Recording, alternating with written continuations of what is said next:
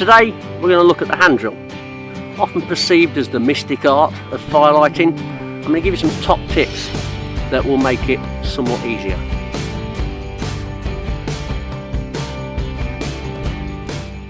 Hi, I'm Dave Watson. I've been training people in bushcraft and survival for 23 years. I'm going to show you the hand drill, and for that I'm using a baseboard that's really soft but not resinous. This is a bit of clematis. As you can see, I've done a number of fires on this one so far. The drill, I'm going to use elder. I'm using elder because we've got this soft pit in the middle and just a ring of wood. That makes a big difference with hand drill because if it was a solid piece of wood, there'd be a lot of surface area and require an awful lot of downward pressure. That little ring gives it so much more scope to create an ember. So to start with, I need to gouge out a piece of the wood so that the drill can spin without slipping out. I'm using my knife here because it's a much shorter blade than many, gives me a lot more control. I also like this knife, or designed this knife, so that you don't have a block of metal here.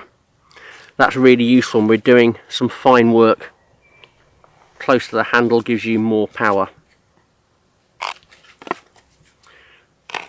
Carrying on with that, just cutting that out there. That's probably enough now. Just need enough so that it doesn't slip when it's spinning.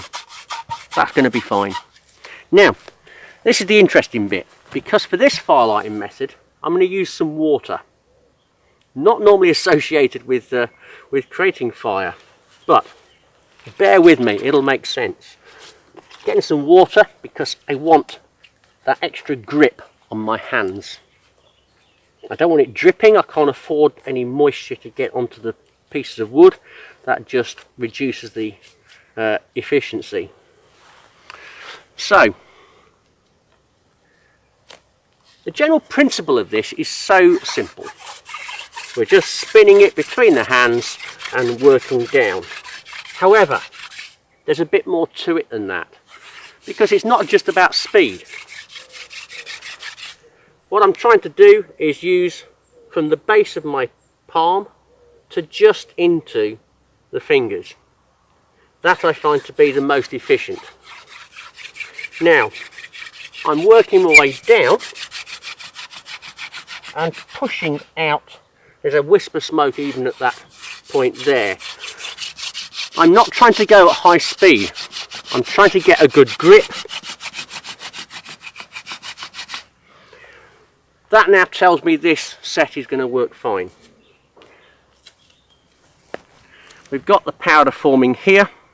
What we want is that to be building up inside one contained area. So I'm going to cut a notch out now. And this is where, again, this blade comes into its own.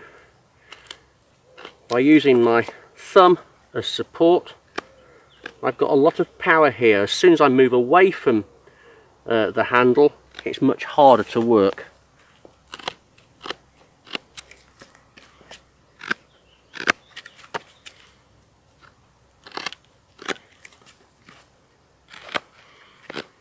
I'm cutting out about the proportion of the knife profile. Works out at about a 1/7 of the circumference.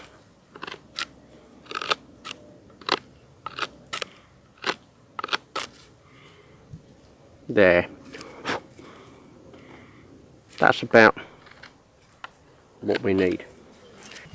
Okay, so now I'm going to put a slip of wood underneath, making sure the whole thing stays flat, and that way all the powder will form in that one zone.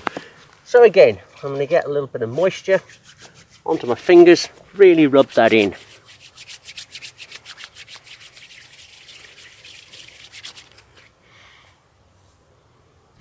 Get the drill in place.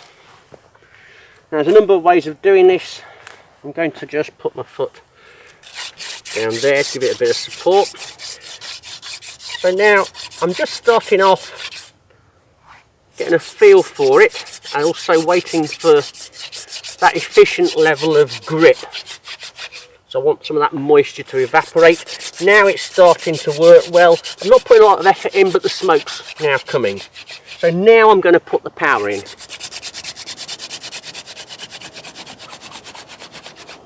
And typically 3 to 4 runs.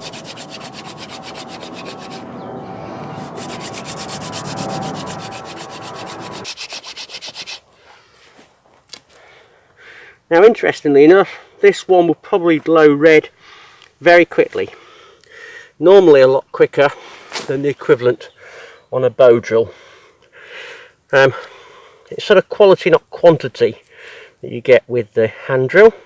Again, just going to move this away. The air now can circulate very well, and that will glow red. It's starting to glow red this side. If I just move that, oh, it's all glowing red now. So, no to rush. Today, quite calm weather. That'll be in for a minute or two. We'll start working on the nest. I've got some goose grass. It's quite a coarse grass. Softer grasses can be very much a preference, but this will be fine. I've got some reed mace head in the centre, and I'm very much forming up a nest. I'm going to insulate this little ember. Important to get this right. It's often overlooked. We think we've got the ember, therefore we've got the fire, but it's simply not true. Care and attention, especially with this. It's a small ember. Drop it into the centre, close it up, and that first blow, take extra care. Very delicate blow.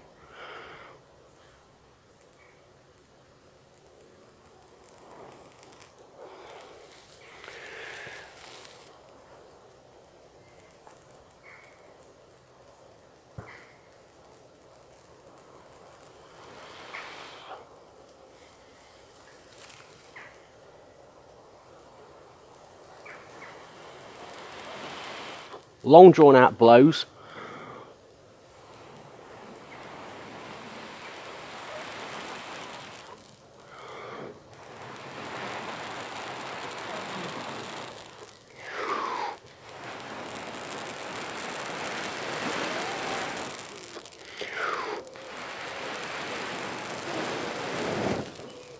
Into flame.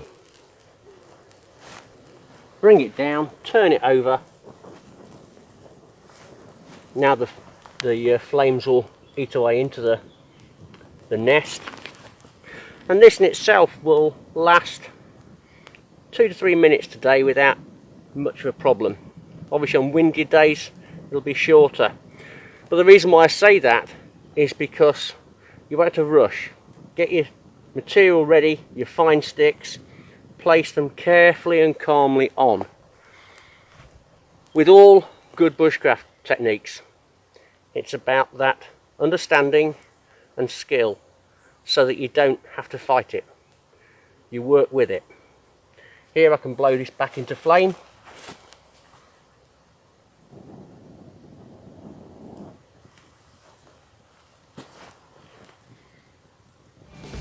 That's all there is to it.